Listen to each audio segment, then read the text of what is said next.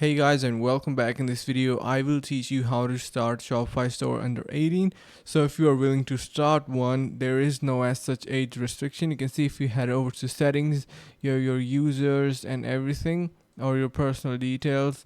So there is no as such option to restricts you from being under 18, since it is a really productive site, so you can use it for your own benefit if you are really starting off, if you are in your school, or simply want your parents to help. You can simply definitely do that, and you can also get 3 months for just $1 if you simply use the link in the description. So guys, that is going to be really boosting your business. If you're young and early to start, I definitely recommend you using that. So why not? Yes, you can start it for free. There's no as such hard and fast rule. Simply put in your email and get started. So I hope this helps. Thank you so much for watching.